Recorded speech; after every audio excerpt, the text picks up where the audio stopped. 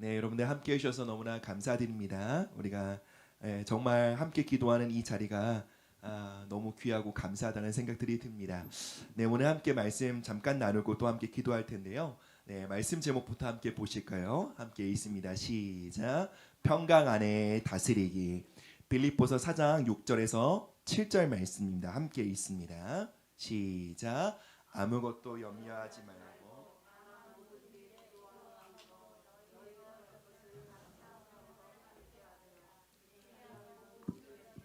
하나님의 평강이 그리스도 예수 안에서 너희 마음과 생각을 지키시리라. 아멘. 네, 지난주에 평강과 관련된 주제로 함께 말씀을 나눴는데요. 네, 원래 오늘은 다른 부분의 말씀을 나누려고 하다가 이 부분에 대한 또 더 깊은 조명하심이 필요하겠다는 감동을 주셔서 평강 안에 다스리기란 제목으로 함께 말씀을 나누고자 합니다.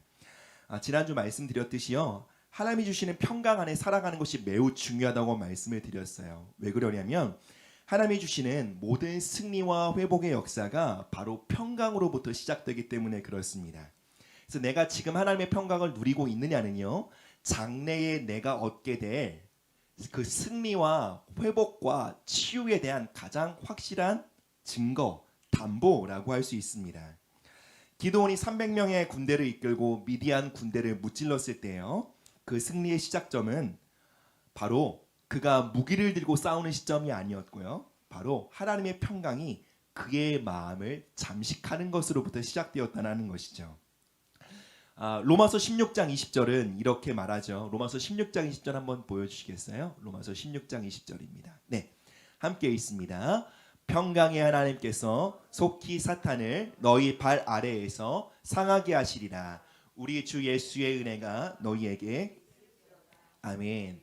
사랑 여러분, 하나님께서요, 우리를 왕같은 제사장으로 부르셨어요.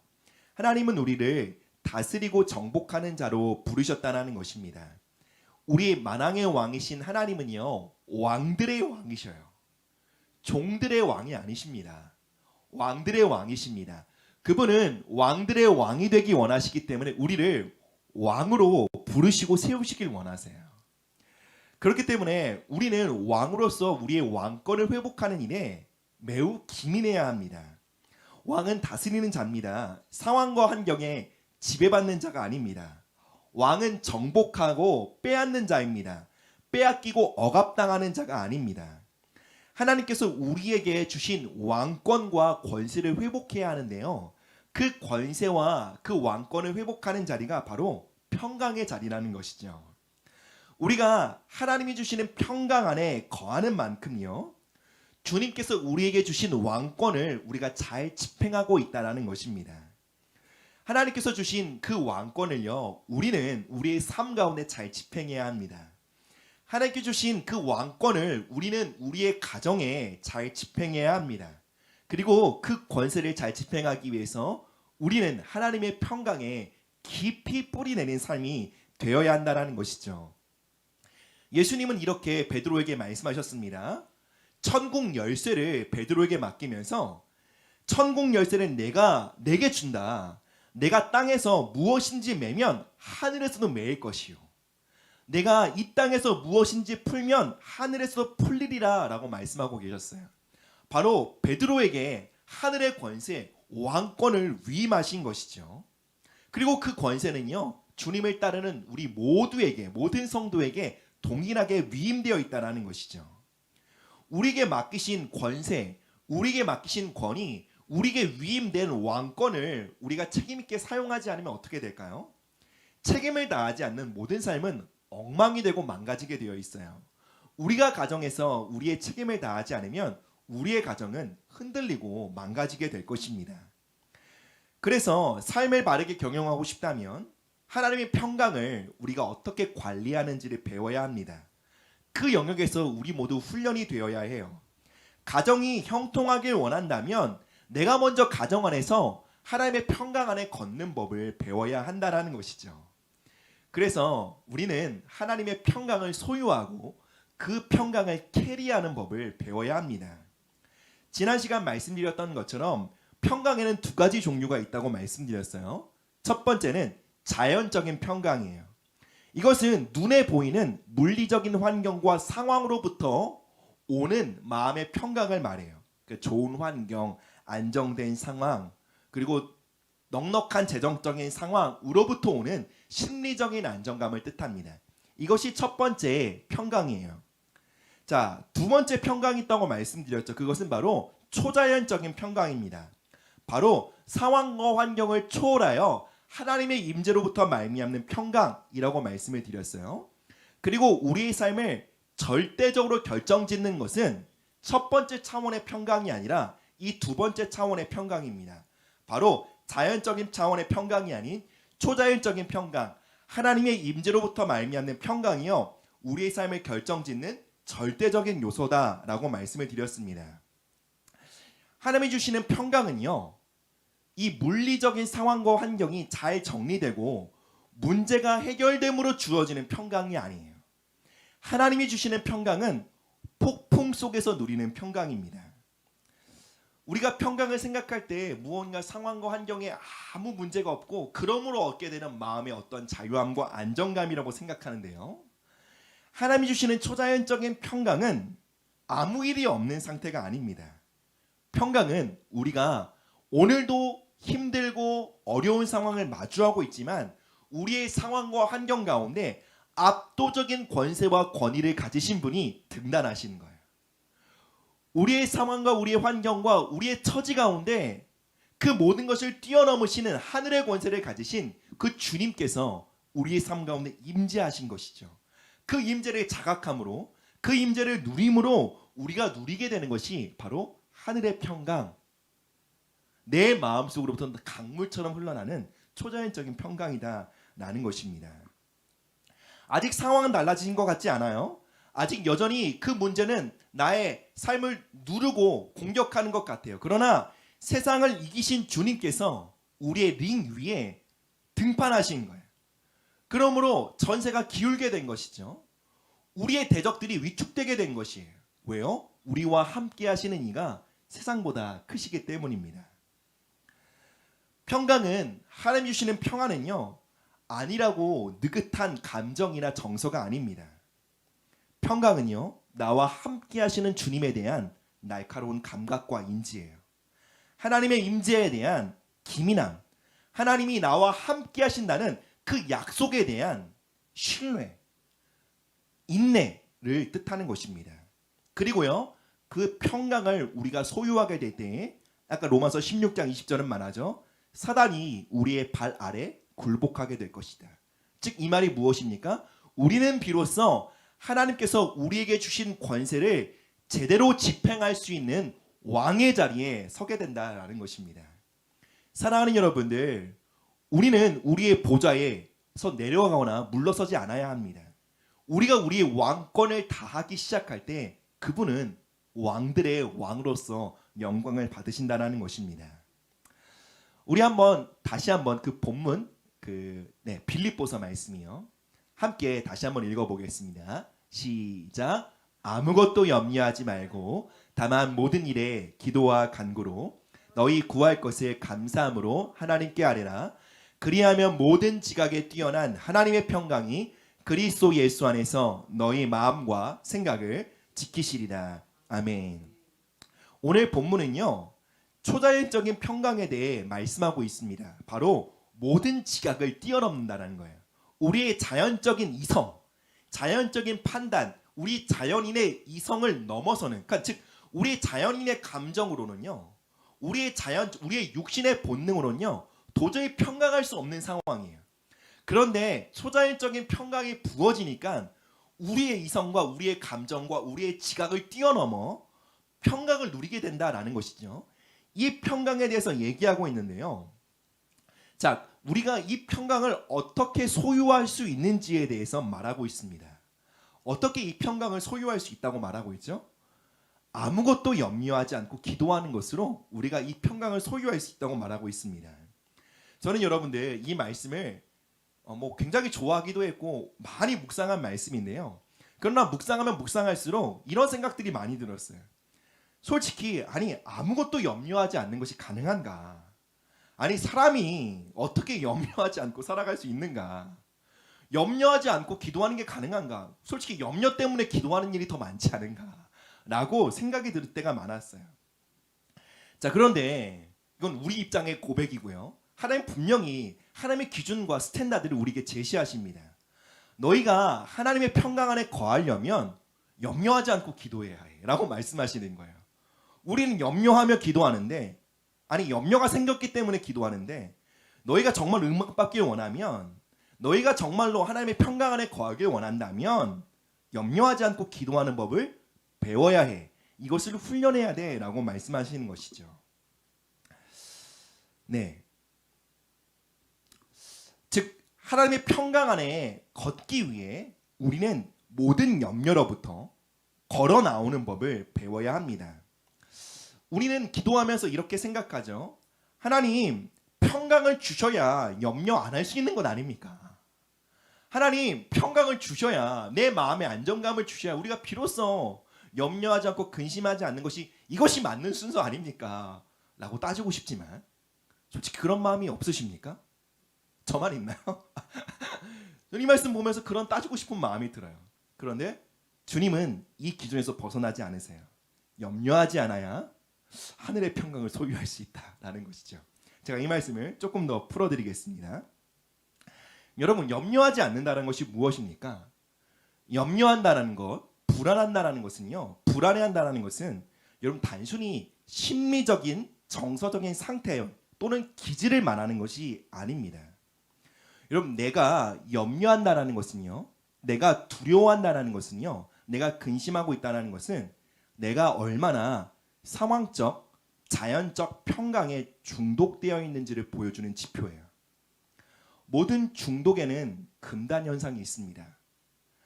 그 중독의 대상으로부터 내가 분리되어질 때에 강력한 금단 현상이 올라와요. 대표적인 금단 현상이 뭐죠? 염려, 불안이에요. 내가 자연적인 평강에 중독되어 있다가, 즉 눈에 보이는 상황의 근거에 나는 평강하는 데 너무 익숙해요. 눈에 보이는 자연적인 상황이 안정되어야 나는 그것으로부터 얻는 평강이 나의 안식이에요. 나의 양식이에요. 그런데 나의 중독적인 그 양식이 끊긴 거예요. 그럼 어떻게 될까요? 염려, 불안이 찾아오게 되는 것이죠. 내가 자연적인 평강에 중독되어 있으면 있을수록 우리는 염려, 불안인 금단, 염려, 불안이라는 이 금단 증상이 자주 우리에게 나타나는 것을 보게 됩니다. 내가 자연적인 평강에 중독되어 있는 만큼요, 나는 하나님이 주시는 초자연적인 평강으로부터 멀어질 수밖에 없다는 것입니다. 우리는 이렇게 생각하죠. 하나님, 내 자녀의 문제가 어렵습니다. 우리의 자녀들이 방황하고 있어요. 그러니 내가 염려할 수밖에 없죠. 하나님, 우리 가정의 재정적인 상태가 매우 어렵고 쪼들립니다. 여유가 없습니다. 그러니 염려할 수밖에 없지 않습니까? 라고 말할 수 있어요. 그러나 오늘 말씀의 기준과 빛 가운데 우리가 정직하게 우리의 삶을 열어드리면 그것은 아닙니다. 내가 눈에 보이는 상황이 주는 평강에 그만큼 집착하고 중독되어 있다는 거예요. 그것이 나의 중독의 양식이 되며 그 평안에, 자연적인 평안에 내가 길들여진 것이죠. 그래서 여러분들, 하나님은요, 이 말씀을 통해 우리 가운데 말씀하시는 거예요. 우리 안에 있는 염려와 불안의 크기는 내가 자연적인 상황이 주는 평강에 중독되어 있다는 그 중독의 크기라는 것이죠. 자녀가 내가 원하는 모습대로, 내가 기대하는 모습대로 성장하고 있다면 너무 좋아요. 하나님 함께 하시는 것 같아요. 막 그 상황이 너무 기쁘고 좋아요. 그런데요, 우리의 자녀가요, 내가 기대하는 모습과는 정반대로 행동하거나 내가 기도하고 내가 꿈꾸는 모습과는 전혀 다르게 예상치 못한 모습으로 나아갈 때에 우리는 어떡하죠? 초조하고 불안합니다. 그리고 이 초조와 불안을 당연하게 여겨요. 아니요, 이것은 중독되어 있는 거예요. 자녀의 어떠함에 따라 내가 그 자녀의 모습을 통해 내 마음의 평안을 좌지우지하도록 내가 그 안에 중독되어 있는 것이죠. 즉 내가 원하는 특정 상황이 주는 평안, 내가 기대하고 내가 바라고 내가 꿈꾸고 내가 통제하고 싶은 그 상황으로부터 얻길 원하는 평안에 내가 중독되어 있는 거예요. 그런데 안타깝게도요, 많은 하나님의 자녀들이요, 얼마나 자연적인 평강에 뿌리 박혀 살고 있는지, 얼마나 자연적인 상황이 주는 그 평강에 목말라하며 중독되어 있는지를 스스로 깨닫지 못한다라는 거예요. 그리고 하나님은요, 그 중독에서 우리를 흔들어 깨우길 원하신다라는 거예요. 내 중독적인 성향에 집착하고 있으면서 하나님, 내 중독을 지지해 주십시오. 난 상황적인 환경에서 평강을 얻길 원하는데 주님, 나의 삶을 왜 이렇게 괴롭히십니까? 라고 따지길 원하지만 주님의 자비는 그 상황과 환경을 해결해 주심으로 다시 그 상황적인 평강에 중독되도록 하는 것이 주님의 자비하심과 주님의 은혜가 아닙니다. 그것에 잠들어 있고 그것에 중독되어 있는 우리의 삶을 흔들어 깨워 하나님이 주시는 평강에 뿌리 내려 살아갈 수 있도록, 그리하여 우리에게 주신 왕권을 회복할 수 있도록 우리를 흔들어 깨우시는 것이요, 하나님의 자비요 하나님의 은혜의 손길인 줄 믿습니다.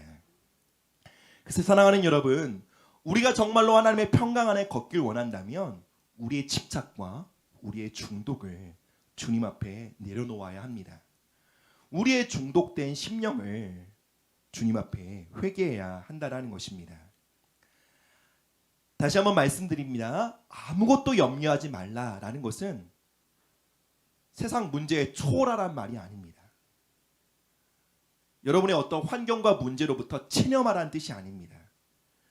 자연적인 차원이 주는 평강에 길들여진 우리의 마음, 우리의 중심, 자연적인 상황과 환경, 눈에 보이는 그 물리적인 상황이 주는 그 평안을 집착하고 있는 우리의 중독적인 성향을 내려놓으라는 것이에요.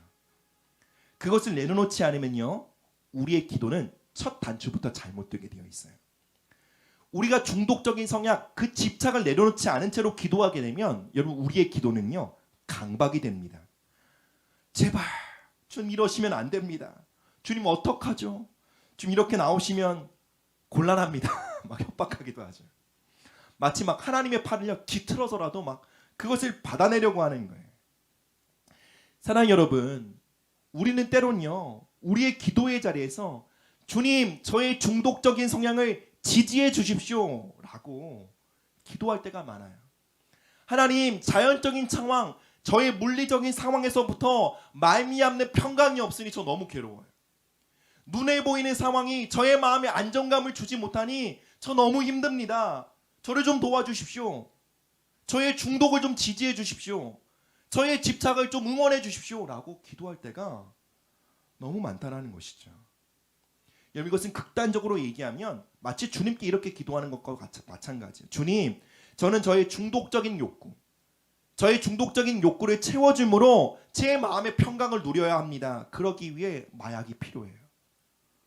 저의 약물이 필요해요 라고 기도하는 것과 극단적으로 얘기하면 대동소이하다라는 것이죠.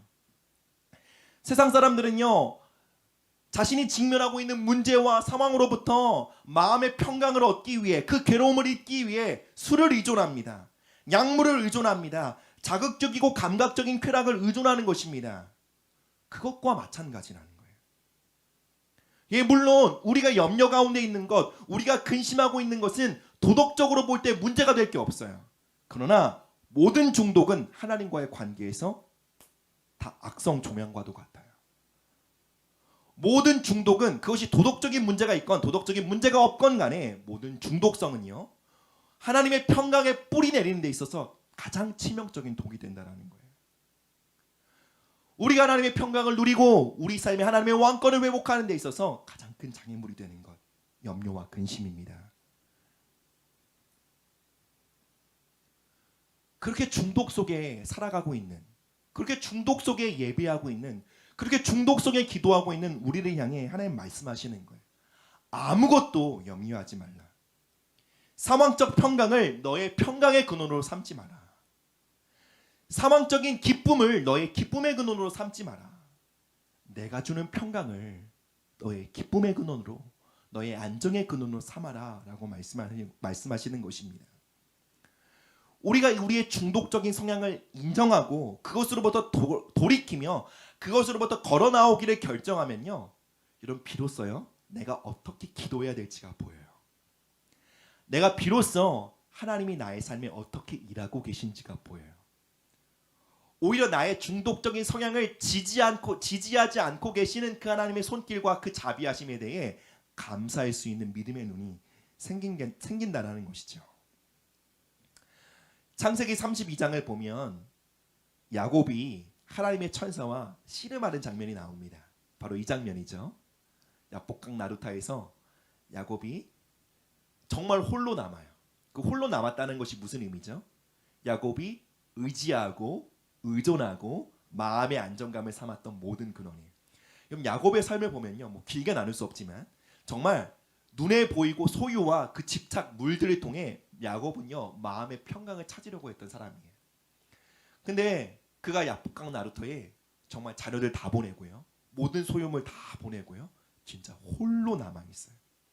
그래서 창세기 32장 24절을 보면 야곱은 홀로 남았더니, 정말 아무 것으로부터, 어떤 것으로부터, 그 자연적인 상황으로부터는 그 어떤 평강과 안정감을 삼을 수 있는 것이 nothing, 아무것도 없는 거예요. 하나님이 야곱을 그곳에 세우신 거예요. 어쩌면 야곱의 그 육신적인 본성은요 너무 괴로웠을 수 있어요. 그러나 그것이 하나님을 만나는, 하나님의 평강을 그의 마음의 평강의 근원으로 삼는 놀라운 회복과 은혜의 시간이었던 거죠. 우리가 아는 것처럼요, 야곱이 밤새 하나님과 씨름해요. 그 밤새 씨름하는 내용이 무엇이었을까요? 하나님, 저 너무 불안해요. 저 너무 염려해요. 아무것도 의지할 것이 없어요. 어떻게 하면 좋습니까? 형 에서가 지금 300명이라는 군대를 끌고 이끌고 옵니다. 지금 저 어떡합니까? 저 죽으면 어떡해? 그 가운데 또 하나님 야곱과 씨름하는 거예요. 야, 내가 주는 평강을 좀 붙들어 봐. 눈에 보이는 상황 말고, 눈에 보이는 너의 힘과 너의 재력과 그 물리적인 상황 말고 내가 주는 평강을 좀 붙들어 봐. 그걸 밤새 씨름하는 거예요. 말로 안 되니까 하면 어떻게 하셨어요? 이 허벅지 다리뼈를 부러뜨리신 거예요. 그리고 그때가 돼서야 야곱이 어떡하죠? 비로소 하나님께 기댈 수 있었던 거예요. 여러분 장면을 생각해 보세요. 두 사람이 엉키어 씨름하고 있어요. 한 명이, 천사가 야곱의 이 허벅지 뼈를 부러뜨립니다. 어떻게 되었을까요? 스스로 설 힘이 없는 야곱은요 비로소 그 천사 하나님의 품에 기대게 되죠. 이 고백이 무엇일까요? 하나님, 저는 이제 하나님의 평강을 의지합니다. 이제 하나님이 주시는 평강에 나의 삶을 뿌리내리기로 결정합니다. 그리고 야곱은 그 자리에서 이스라엘이란 이름을 받게 되죠. 그럼 이스라엘이 무슨 뜻입니까? 하나님이 통치하신다. 하나님이 다스리신다. 여러분들, 우리의 그 환도뼈가 비골된 자리가 바로 그리스도의 왕권, 하나님의 왕권이 회복되는 자리라는 것입니다. 어쩌면 여러분, 우리는 그토록 하나님과 씨름하는 자리에서 눈에 보이는 자연적인 평강에 집착하고 구하고 있는지도 모르겠어요. 하나님이 내 환도뼈를 건드리려고 하면, 이거 건드리시면 주님, 저와 주님은 끝입니다 라고 막 항변할지도 모르겠어요. 근데 여러분들, 우리의 환도뼈가 위골되어 비로소 내가 의지할 것이 아무것도 없고, 하나님 정말로 주님, 내가 하나님의 평강 안에서 평강하길 원합니다 라고 기도하는 그 고백의 자리, 그 회개의 자리가 바로 하나님이 우리 가운데 베푸시는 은혜의 자리, 자비의 자리인 것을 믿으시길 바랍니다. 하나님, 야곱의 삶 가운데 그토록 집착하고 속여서 빼앗기까지 자연적인 평강에 중독되어 있던 그 야곱의 중독성을 디톡스 하셨던 것처럼, 하나님 오늘 나의 삶 가운데 나의 중독적인 석양으로부터 주님 나를 디톡스하여 주시옵소서. 주님, 자연적인 상황, 물리적인 상황에 주는 평강과 그 안정감에 뿌리내려고 했던 우리의 죄성을 용서하여 주시고, 하나님 이제 하나님이 주시는 평강에 나의 마음을 두기를 결정합니다. 우리 함께 기도하며 주님 앞에 나가도록 하겠습니다.